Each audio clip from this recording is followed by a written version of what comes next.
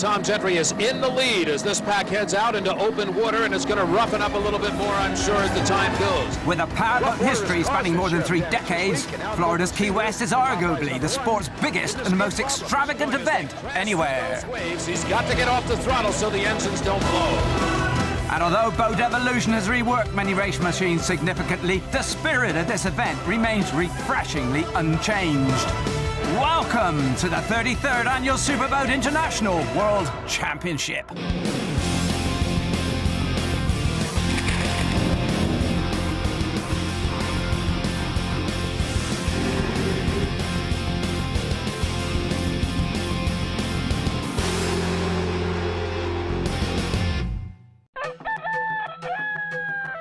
Good morning. That's Richard, by the way. He's a Key West resident, and I'm Peter Butler on the USA's most southerly promontory. Heaven for wild chickens, for those of free spirit. Relaxed living, a penchant for big cruise things, and the mindful few for whom de rigueur is simply lying on the beach. In essence, the place is a mirror of its most famous resident, Ernest Hemingway, who once said, when you stop doing things for fun, you may just as well be dead. A place of wondrous character. A place where 2 oceans meet. Where raceboats pass the grandstand at 300 kilometers an hour in a cacophony of noise so great it assaults your every sense. Where thousands of loyal fans descend every year. It is just simply an amazing occasion. For us, a jam-packed show, so what's to know? Main ingredient, 50 boats from around the globe subdivided into different groups. Our featured classes, unlimited including turbine and 750 GP. 3 races, 60 kilometres plus 60 kilometres, and a final race of 120 kilometres, which carries double points.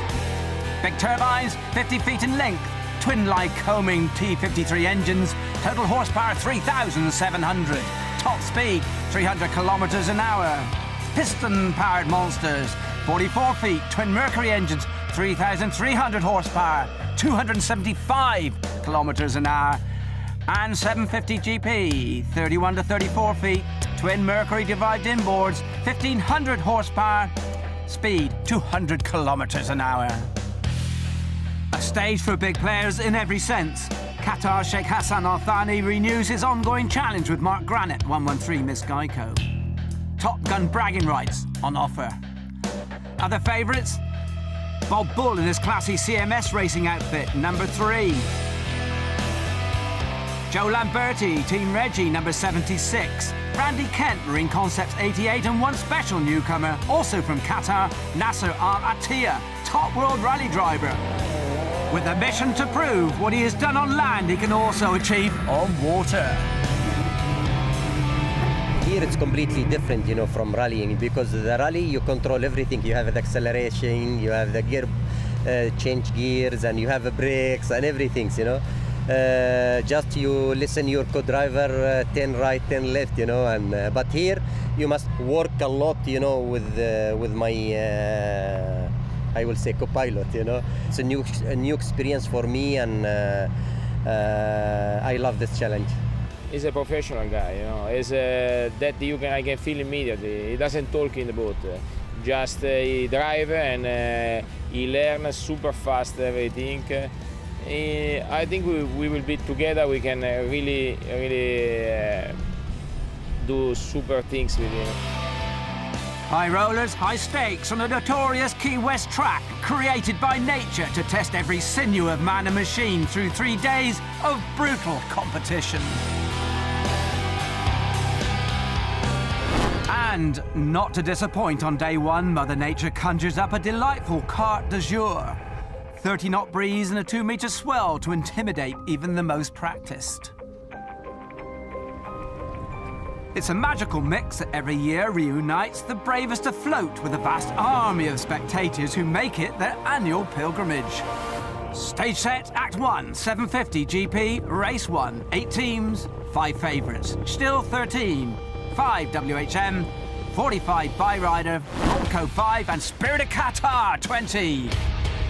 With drama, even before the flag is even raised, CRC doesn't start, they roll in practice. Qatar 20 lead the first kilometres ahead of Steele and WHM, but snaffled before turn 1.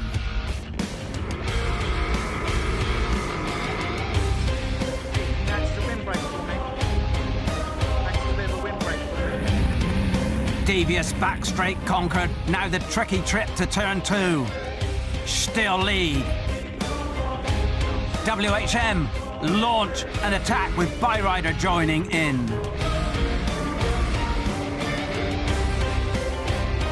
Through Mark 2 and into the home straight, Still leading the way. WHM closing on Byrider with Qatar 20 and Broadco scrapping for 4th.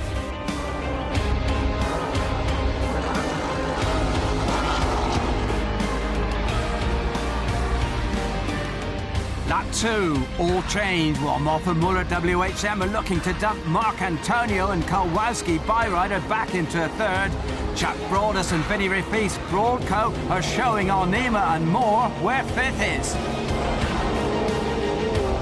In spite of the Qatar team's best efforts to block the attack. The problem for them all is Noble and Bruggeman still. They're in the habit these days of making it all look rather easy. At the halfway point, their lead is 4 seconds. But you may stand by if you wish. Moff and Muller are stoking up the old skater. 1 lap later, nothing left to say for Moore and Al-Nima. After a spluttering lap, number 20 gives up the ghost.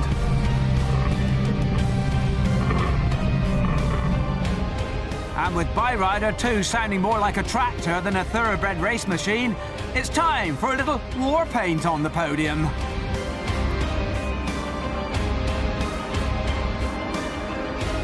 Lots to enjoy on a gloriously sunny day. Short, sharp races, plenty of action, loads of oohs and ahs as Bruggeman and Noble guide Steele across the finish line ahead of WHM Motorsports, Warpaint and the battling Broadco.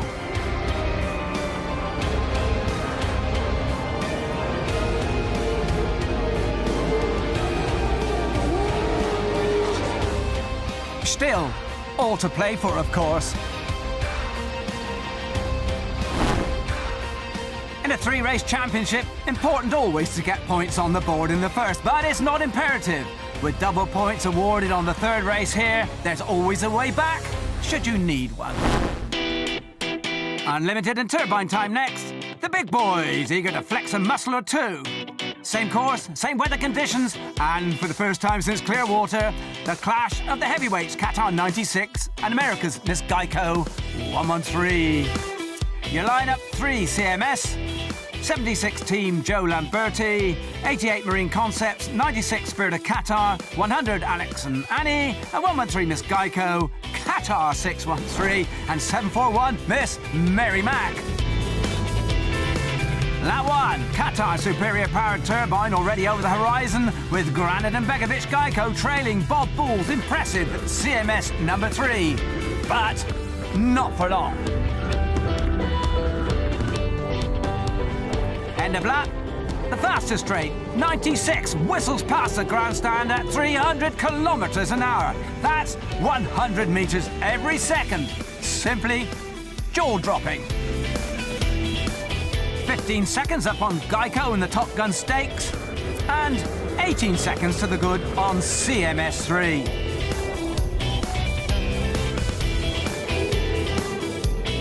Marine Concepts 88 is next, just ahead of Qatar's second entry, 613. Driver Nasser Al-Attiyah, fresh from driving in the World Rally Championship. The successful Qatari, aiming to prove he's got stacks of the big no-fear factor, an essential element in both sports. Flying the flag, too, is about to become part of his new repertoire. After 3 scintillating laps, 96 snaps a drive shaft, and the country's new recruit is left to carry Qatar's expectations alone.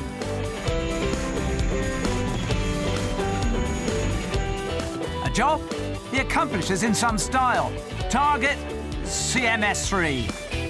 Not the easiest boat to pass, and far from the easiest sea conditions. But job done with scary confidence. With 88 failing to mechanical issues, only Geico now remain between Al-Qaryouti and an improbable victory in his first race. The rest simply out of sight or on the crane. In the end, of course, catching America's #1s is a bit too much to ask on your first outing. The mighty Geico swoop in at the end of 7 laps to grab the major spoils and some recompense for having been put to the sword in clear water at the hands of 96 2 weeks ago. Not a bad day for Al-Qaryouti and his throttleman Matteo Nicolini. They've kept the fans back in Doha smiling, and Bob Bull and Randy Sissom have built themselves a springboard for Friday and Sunday. This is how they pass the checkered flag. Geico in ahead of 613, and here's one happy World Rally driver.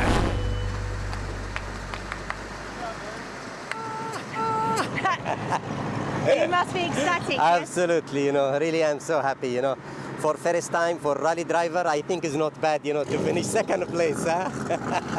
Yeah. These were our kind of conditions. You know, the racing that they've done over in Europe, it's a lot of flat water racing. Over here, it's big water. You know, we've talked about it before. Steve Curtis is one of the best in rough water, but he had a new boat that he really hadn't been able to test out there in the big bump.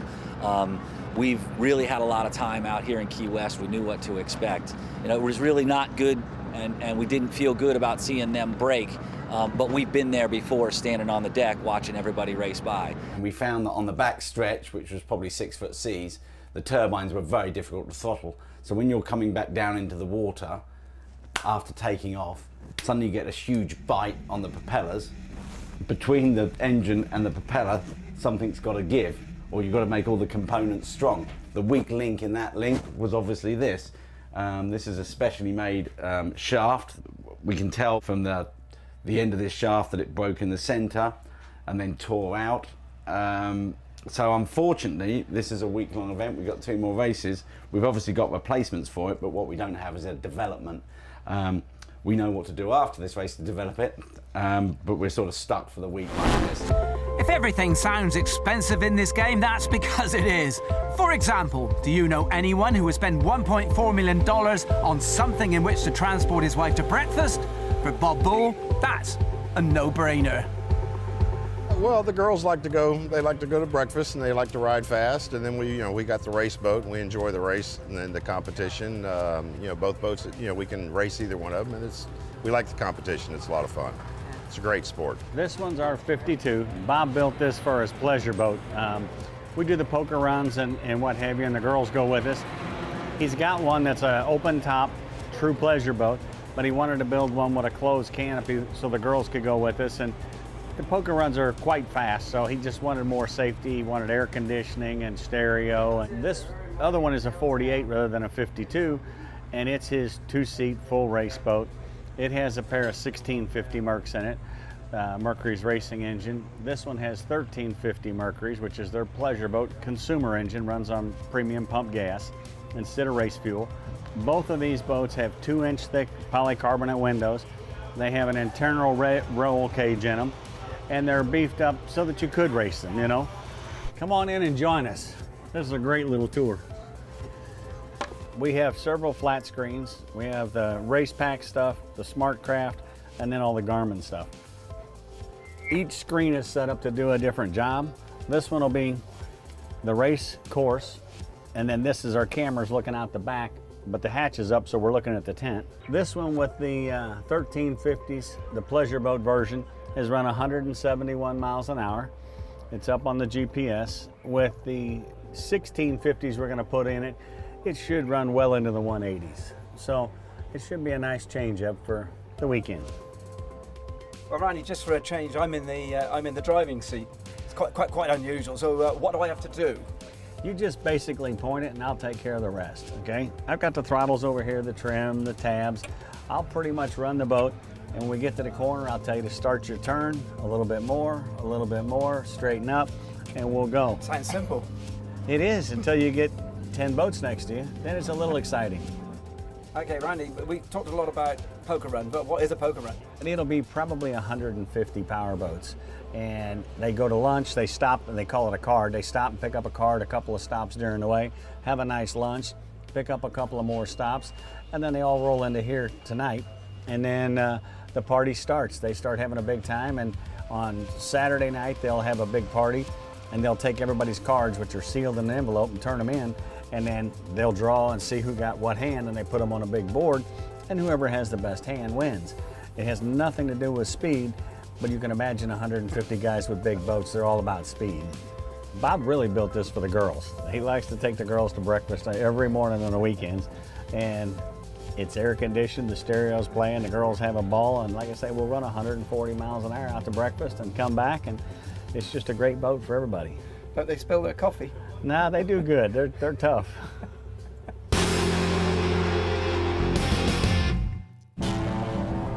On to Friday, the big Key West Showdown, round 2. 750 GP, JR Noble and Grant Bruggeman still going for a repeat of their comfortable cruise in the opener. Billy Moff WHM equally intent on preventing it. You'll see how shortly. Green flag, pedal to the metal. Here we go. Like race 1, pre-race controversy. Warpaint out after hitting a solid turn mark and then clattering into 20. Thankfully, Arnema and Moore survived to fight on. WHM get the early drop again on JD Byrider, Fast Boats Marine and Still. But write the orange and white off at your peril. Noble and Bruggeman, winners of race 1, are quick to retaliate, dangling on Moss Transom with 6 kilometres gone. But as so many have learnt to their cost, catching Moth is one thing, actually getting past is quite a different matter. Let battle commence.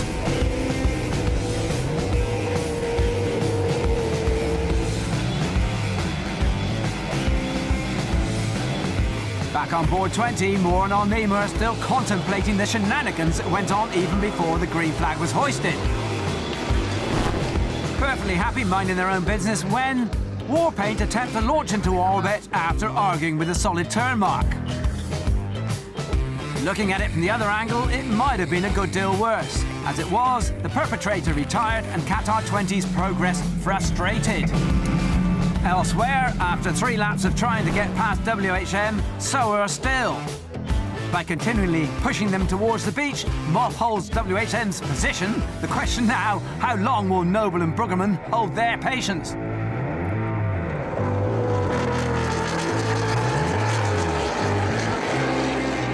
Astern, Broadus and Rafis are enjoying a much more fruitful race, this time in 3rd, with the still spluttering JD Byrider occupying 4th, and battered Billy still catching up in 5th.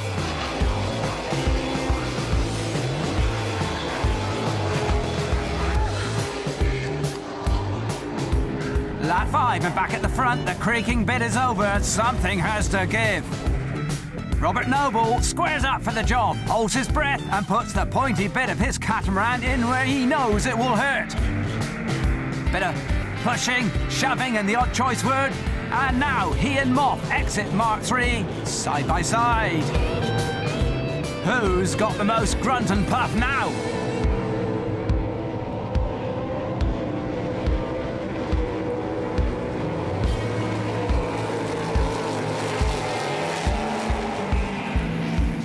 In the end, it's always the good guy who wins. It's Noble. The main orange and white machine leaves the orange and red for dead. Moff and Muller, no answer to Still's final blast as they both hurtle over the finish line.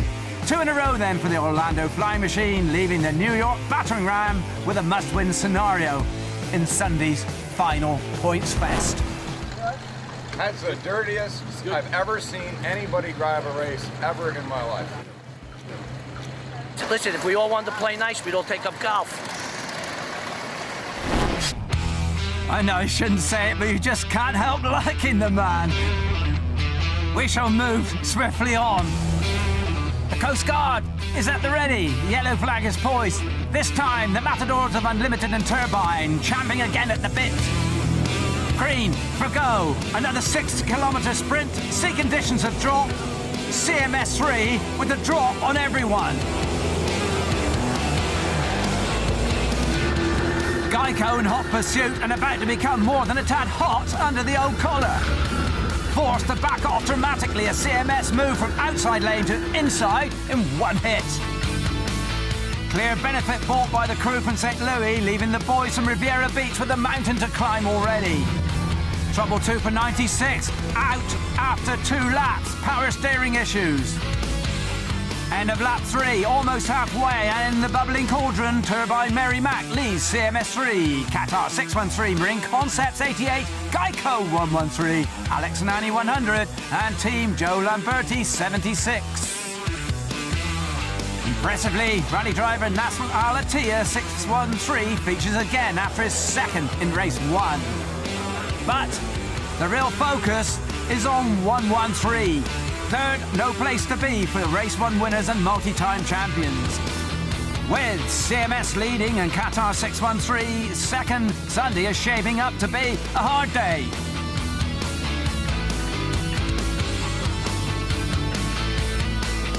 With 88 also in the way, Begovic Miss Geico has to do sometimes what a throttleman has to do. Nail it! Target 613.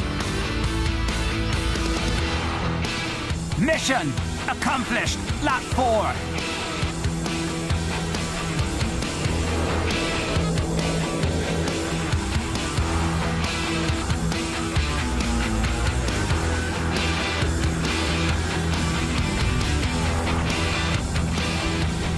Two laps left now in which to put CMS in their place, but realistically, it's never on, giving the hose down dished out by the said in the first kilometre.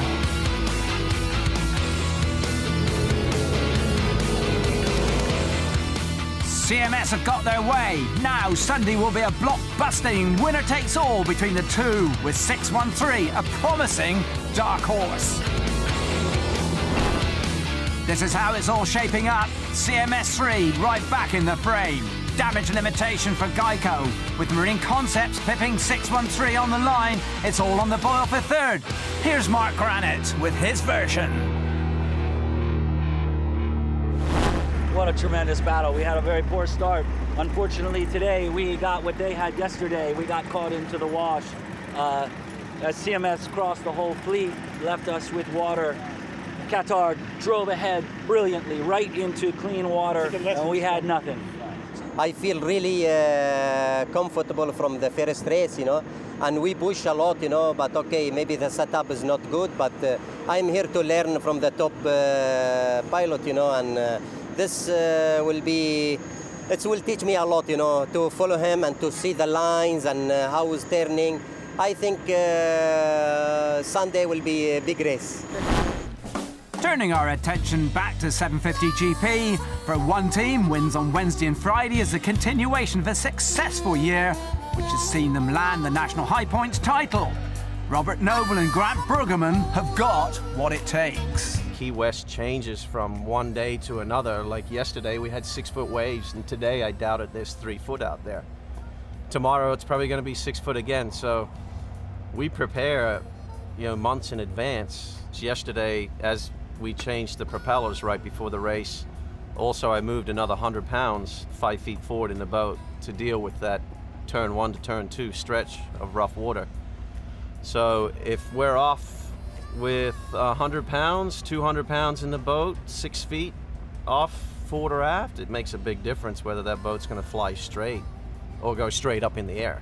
It takes years of experience to build trust between the two of us to know that, okay, I can go into that turn at 120 miles an hour and he's going to have the boat trimmed right and we're going to be able to make it around that turn and not flip.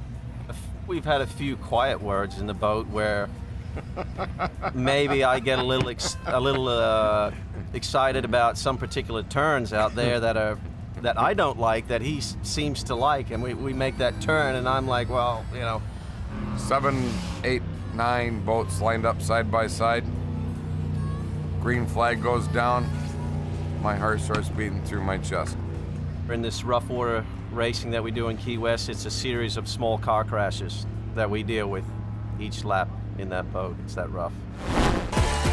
A seriously good team, but now on Friday night and in true Key West tradition, it's time for a seriously good street party.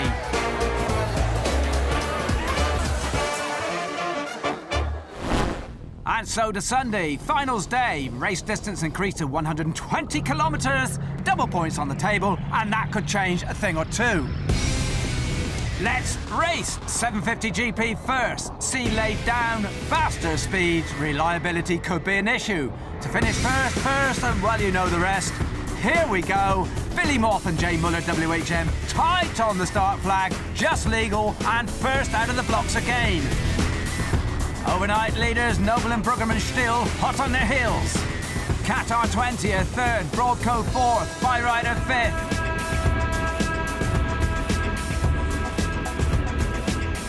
It's a must-win for WHM, 50 points behind their great rivals, but sea conditions here are not in their favour. After struggling all week with fuel problems, Ali Al-Nima and Billy Moore finally get 20 on the up. Starting the day fifth, overall they've plenty to prove. A podium would be nice, but neither Broadco or Byrider likely to agree with that.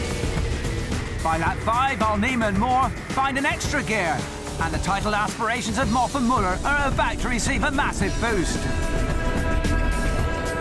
Qatar 20 fly past Steele on the back straight and into second place. Our Noble and Bruggerman, nursing a small mechanical gremlin, watching the title slip away. Or maybe not. Al-Nima and Moore don't care.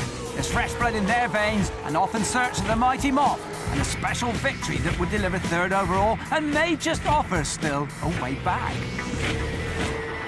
But as we've already witnessed this week, getting up close and comfy to WHM's transom is the easy bit. Thereafter, it's balls in the air. On the plus side, the next 30 kilometres will go down as the crowd pleaser of the week.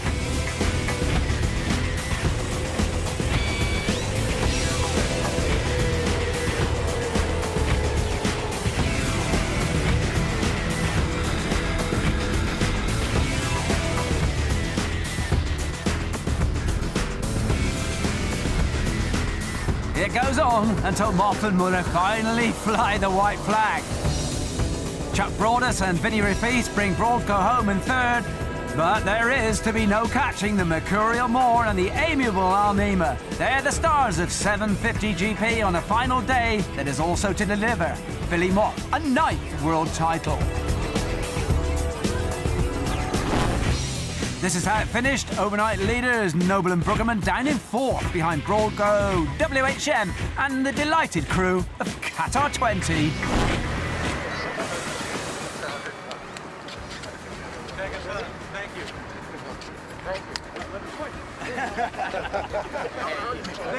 Ali, that was amazing. How was it? Yeah, what I said before, if we have no any problem, like I lost the 2 races before, and we don't have any problem, and we can start, we push too much, like we start like 4, and we start going, till catch the third, we come second, and till we catch, we come first, and I am happy, and I think thanks to everyone, and my Trettleman Barry Moore, he's good push, and we did, I think, a very good job, and I hope for next year, inshallah, we do more. And thanks for everyone. Well, Billy, after a pretty disastrous start, that was amazing. Yeah, we had a horrible start, and we had to push the whole time. Ali did a phenomenal job driving. I put him in some bad situations, and he got us to it with his driving, so cannot complain. The boat finished, we pushed, and knew we wanted to win, and we just kept going. When all the points were added up, Qatar 20 had made it into the top 3, ahead of Broadco, behind Still, and the irrepressible Mr. Billy Moth. This is number 9 for me. Number 9. You know what? And they keep saying that big old slug, that big old boat. I think they might have a second choice about that big old boat. So one race to go then before the Superboat shuts up shop on the 33rd World Championship. Another classic. Miss Geico 113 and CMS 3 tied on 1 win each, with Geico holding points advantage from race 1. Qatar 96 lead the turbines. Green flag time! 25 to 250 kilometers an hour in less than 8 seconds. Turbine-powered 96 leave the rest standing. In Unlimited, CMS draw first blood again. Geico confined to their wash again. End of lap 1, Qatar 96 ahead of Miss Mary Mack, 741. CMS 3 ahead of Geico 113. It's close, but good enough really for Granit and Begovic. They take the title if it stays that way.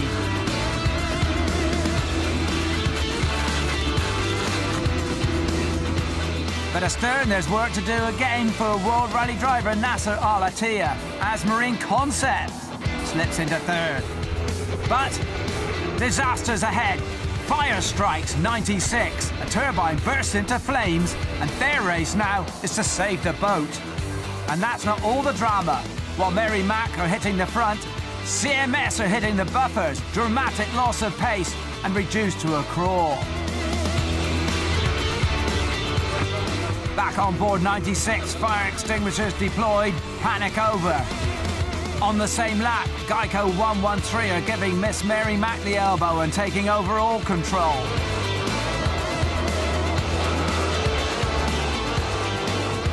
Three laps later, more extinguishers required. Marine Concepts' glory hopes also go up in smoke. And in one final twist, Miss Mary Mack become fifth victims of the searing race pace, leaving Miss Geico to race home unopposed, and 613 to complete a quite remarkable journey from the back to finish in second. A most extraordinary day altogether, and let's not doubt who's the happiest man in town. We find together the good pace from beginning, from first race, and we finish second. And after, okay, we decide to really keep going, you know. To finish today and Sunday second place is a great thing for me, because Matteo, he helped me a lot in this weekend, and you know, I'm really quite happy to be with him. I think we have a good future together. Our plan next year, we stay together. He's a great guy, isn't he? He's a great guy in the boat, and he's a great guy on the land. Both things are very important. A lot to achieve. High on their list, catching the man who finished ahead of them today, who shares the same love of the sport and who knows what it's like when things don't go right. This is a race of attrition here in Key West. As great as it is to win this championship that we've worked so hard for, I feel sad because I know how hard he's worked on this project. Next year, we'll be all together and we'll race each other, competition heads up. So we have many years of racing ahead with us. Mark Granit there, referring to Sheikh Hassan's misfortunes on the water. Although he secured the turbine world title in the end, it was not with the pomp and circumstance he would have liked. But that's how it goes sometimes. He'll be back, and so will we. From me, Peter Butler and the Qatar team, it's goodbye from Key West. Keep racing, have fun.